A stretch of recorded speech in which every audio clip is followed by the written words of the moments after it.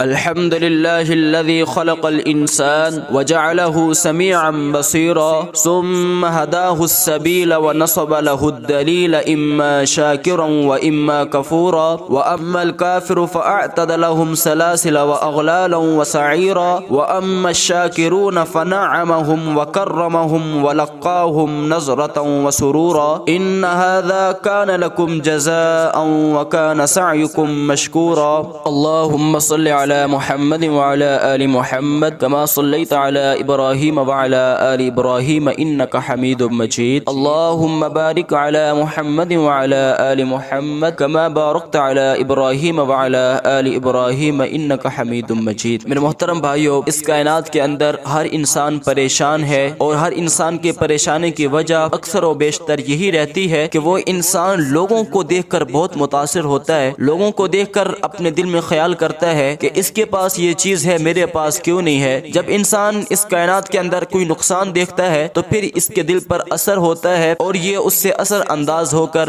سارا دن پریشانی میں گزار دیتا ہے. اس کائنات کے اندر ایسے لوگ بھی گزرے ہیں کہ ان لوگوں نے اپنے دل کو اس قدر سنبھالا، لوگوں سے متاثر ہونا چھوڑ دیا، تو وہ لوگ اس کائنات کے سب سے عظیم اور کامیاب لوگ بن گئے. آج بھی اس دور کے اندر اگر کوئی انسان کسی بھی چیز سے متاثر ہونا چھوڑ دے تو رب کائنات کی قسم ہے کامیابی اور خوشی اس انسان کا مقدر بن سکتی ہے. میرے محترم بھائیو، ایسے ہی ایک امام صاحب حدیث پڑھا رہے تھے تو ان کا کپڑوں کا بہت بڑا کاروبار تھا، بڑے بڑے بحری جہاز میں ان کا مال آیا کرتا تھا. تو ایک دن ایک جہاز بہت پیچھے غرق ہو گیا، تو ان کا شاگرد آتا ہے اور آ کر کہتا ہے امام صاحب آپ کا وہ جہاز جو ہے باساز و سامان وہ بندرگاہ پر نہیں پہنچا، وہ پیچھے غرق ہو گیا. اب یہ امام صاحب حدیث پڑھا رہے ہیں، اس شاگرد نے بھاگ کے جا کے اطلاع دی، انہوں نے تھوڑا سا اس کی طرف دیکھا، بس پھر وہ اپنا سبق پڑھانے لگ گئے. پھر کچھ گھنٹے کے بعد، 3-4 گھنٹے کے بعد، 10 گھنٹے کے بعد وہ پھر بچہ آیا اور کہا حضرت جی وہ آپ کے جہاز جیسا کوئی اور جہاز تھا جو غرق ہوا ہے، آپ کا تو باساز و سامان الحمدللہ بندرگاہ میں آ کر لگ گیا ہے حفاظت کے ساتھ. یہ اس نے خبر دی. پھر امام صاحب نے تھوڑا سا اس کی طرف دیکھا اور پھر وہ پڑھانے لگ گئے. شاگرد نے کہا استاد جی سمجھ میں نہیں آیا، میں نے آپ کو بری خبر دی، آپ نے ایسا کیا اور مسکرا دیے، میں نے آپ کو خوشی کی خبر سنائی، پھر بھی آپ نے ایسے بس تھوڑا سا مجھ کو دیکھا اور مسکرا دیے، یہ بات مجھے سمجھ میں نہیں آئی. امام صاحب نے فرمایا بیٹا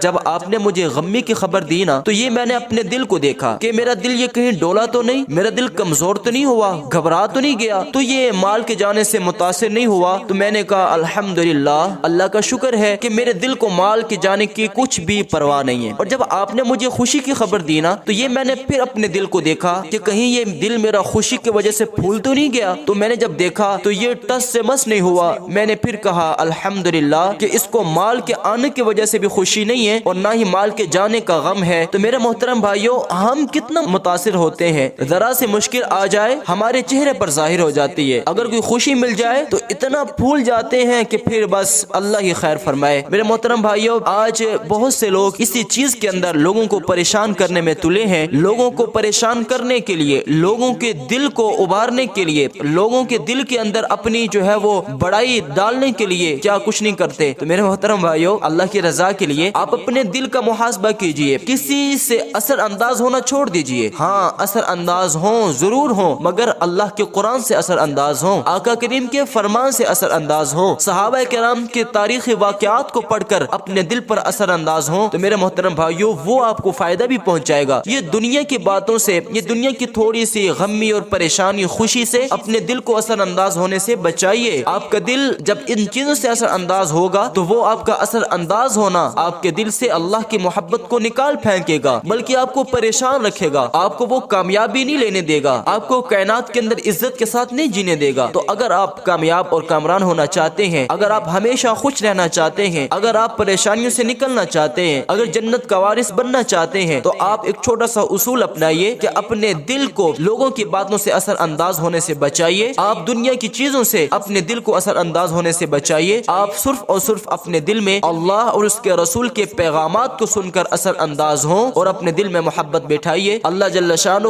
ہمیں اپنے دلوں کی اصلاح کرنے کی توفیق عطا فرمائے اور ہمیں اپنے دلوں کے اندر ایمان کو جگہ دینے کی توفیق عطا فرمائے. ان اريد الا الاصلاح ما استطعت وما توفیقی الا باللہ علیہ توکلت و الیہ انیب.